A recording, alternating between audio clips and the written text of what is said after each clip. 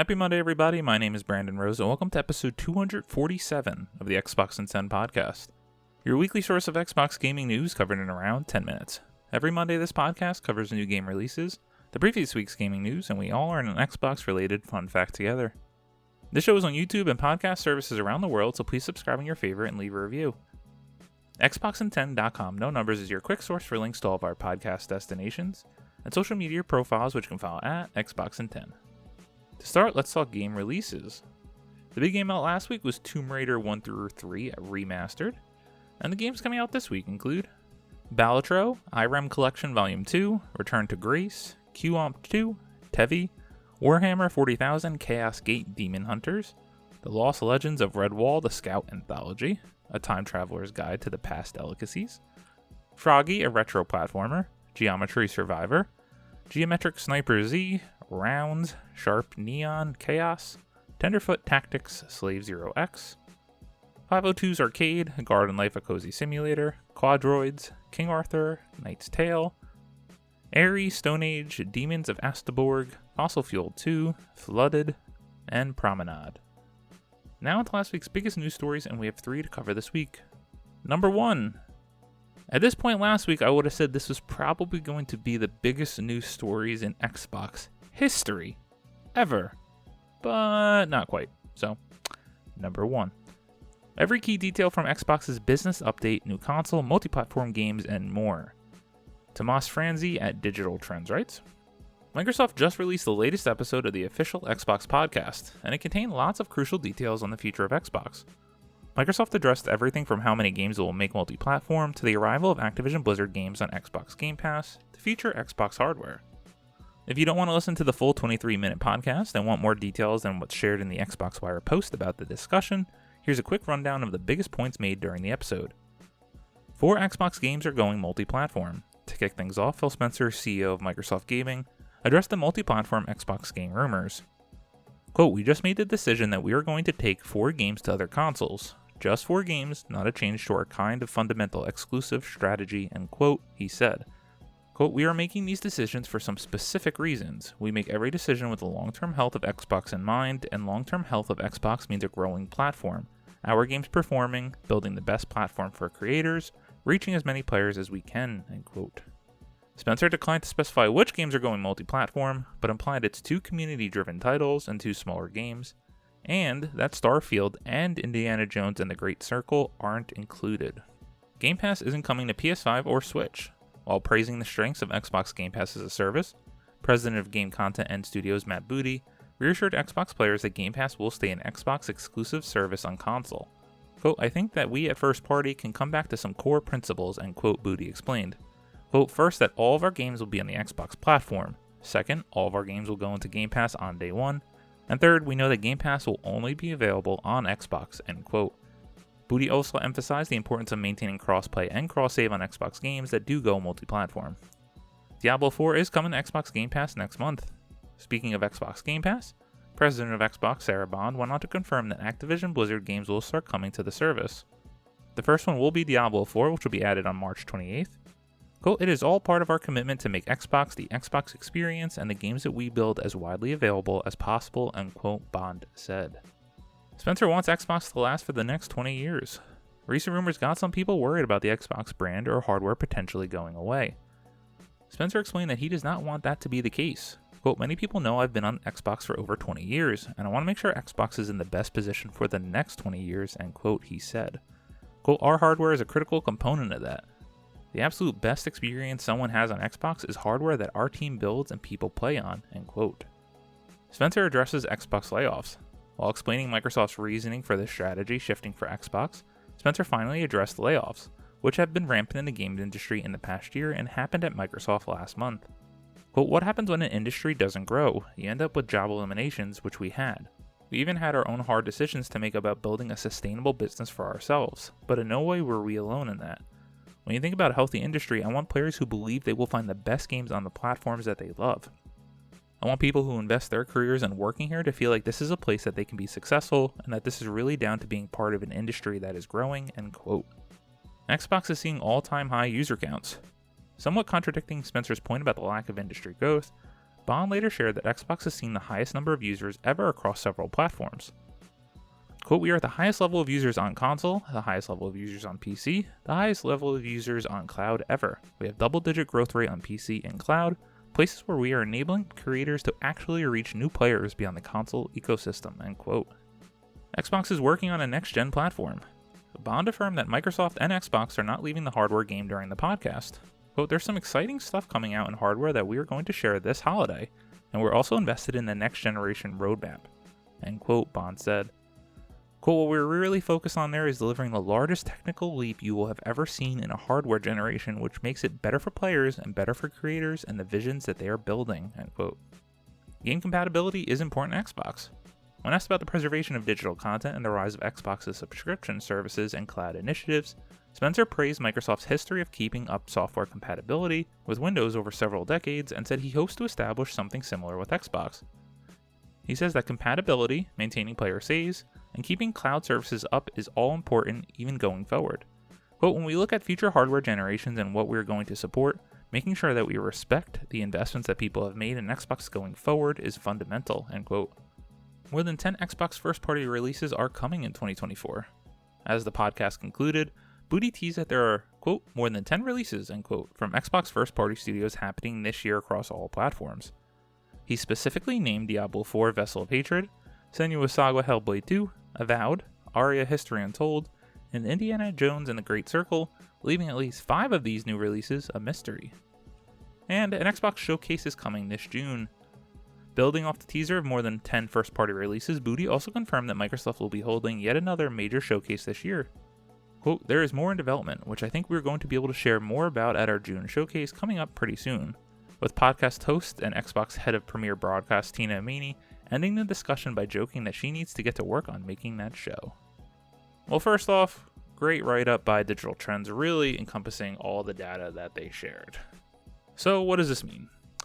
All those crazy internet fanboys that were breaking their consoles, returning it, saying they're never talking about Xbox again, all freaking out about nothing but rumors, which almost all of them weren't true. Xbox is not going entirely multi-platform. They're not going to become just a third party. They're not getting out of the hardware business. So overall, I do think that this was a good showcase on the podcast, really getting into all the main beats. Obviously, it's frustrating that they didn't just name the 4 games, which are almost all but confirmed to be Sea of Thieves, Grounded, as the 2 live service games, and the 2 smaller games being Pentiment and Hi-Fi Rush. I don't know why I couldn't just say that. I understand giving the teams the respect that they want to share it when they are available and ready, but nonetheless, we got the vague 4 games are coming. In another follow-up interview on The Verge, Phil Spencer did talk about how he wouldn't say that Starfield and Indiana Jones and the Great Circle are never ever going to go to other platforms, which, yeah, he's not going to say never. That just makes no sense. So, what do I think is going to happen? I think this is going to be a semi-regular thing now. Why not, if these games are basically at peak on Xbox and are not going to make any more money, why not put some of them on other platforms to get more interest in those franchises, in the brand of Xbox? Because, okay, you're going to play Sea of Thieves that came out over 6 years ago on PS5. You're going to really like Sea of Thieves. What if they do a Sea of Thieves 2 and that's exclusive to Xbox? That might make people come over into the Xbox ecosystem, and specifically through Game Pass, and that's what they're trying to grow.